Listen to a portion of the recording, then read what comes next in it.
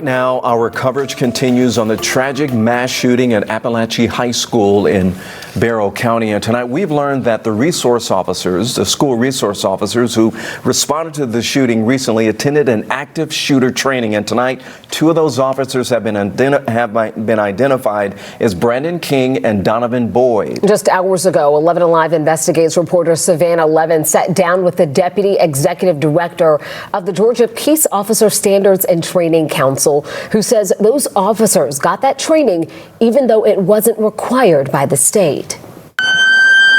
In the wake of the tragic shooting at Apalachee High School, the officers who were the first on the scene and sprang into action are being hailed as heroes. It may have gotten a lot worse if they hadn't had people that were familiar with the school. Chris Harvey is Deputy Executive Director of the Georgia Peace Officer Standards and Training Council, or POST, the agency that sets training standards for all law enforcement officers in the state. I think after what happened in Uvalde, it really kind of woke people up. I can tell you that in Georgia, the response was, that's not going to happen here. We're not going to have people waiting while children are bleeding to death and being shot.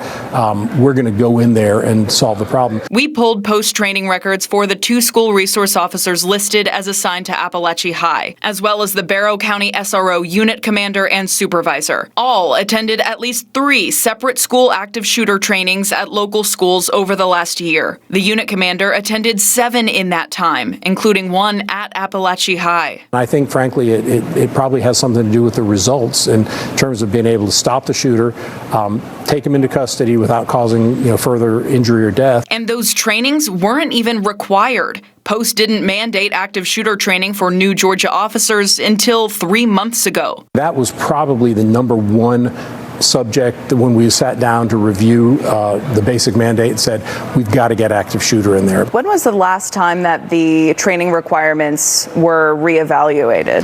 Well, the last time they were updated, the basic mandate was updated, was in 2006. Not only were the Barrow County SROs not required to take active shooter training, they didn't even need the hours at all. The training requirement for law enforcement in Georgia is 20 hours each year. The 4 SROs we identified have a combined 348 hours already this year. If any of the officers who responded to this, the SROs, watch this, what would you like to say to them? I think the only thing I could say to them is that they did a hell of a job, and I hope they realize how important it was that they were ready to do what needed to be done, and that they answered the call. They put themselves in harm's way, and that I believe probably everyone in Georgia is very proud of them. Savannah Levin's 11 Alive Investigates.